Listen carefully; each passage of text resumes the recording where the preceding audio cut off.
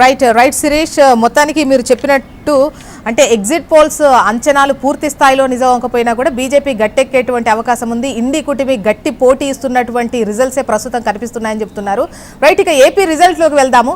అటు అనంతపురం నుంచి మనకు ప్రవీణ్ సిద్ధంగా ఉన్నారు. ప్రవీణ్, కౌంటింగ్ ఎంతవరకు వచ్చింది? రిజల్ట్ ఎలా ఉన్నాయి?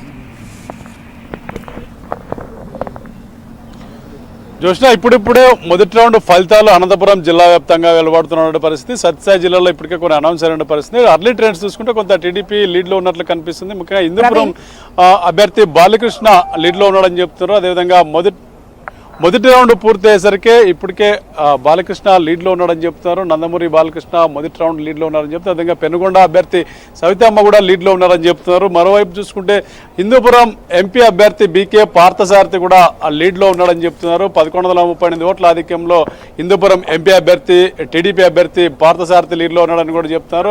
అనంతపురం విషయానికి వస్తే కళ్యాణదుర్గం అభ్యర్థి టీడీపీ అభ్యర్థి అమిలినేని సురేంద్రబాబు 3300 ఓట్ల ఆధిక్యంలో ఉన్నాడని చెప్తున్నారు. మిగతా ఇప్పుడిప్పుడే వస్తున్నటువంటి పరిస్థితి. ఓవరాల్గా చూసుకుంటే ఇప్పటికే అనౌన్స్ అయినటువంటి కొన్ని వాటిలో టీడీపీ ట్రెండ్స్ అయితే కనిపిస్తున్నాయి. అర్లీ ట్రెండ్స్లో కొంత టీడీపీకి ఆధిక్యం ఉంది. పోస్టల్ బ్యాలెట్లో ఓట్ల లెక్కింపు కొనసాగుతున్నప్పటికీ పోస్టల్ బ్యాలెట్లలో ఆధిక్యం అన్ని నియోజకవర్గాల్లో కూడా కొంత టీడీపీకి ఎడ్జ్ కనిపిస్తున్నటువంటి పరిస్థితి. ఇప్పటికే కొన్ని నియోజకవర్గాల వారిగా చూసుకుంటే మొదటి రౌండ్ కూడా పూర్తయింది. మరికొన్ని వాటిలో ఫలితాలు రావాల్సి ఉంది. మరికొద్దిసేపట్లో వచ్చినటువంటి ఫలితాల్లో దాదాపుగా టీడీపీ లీడ్ ఉన్నట్లుంది.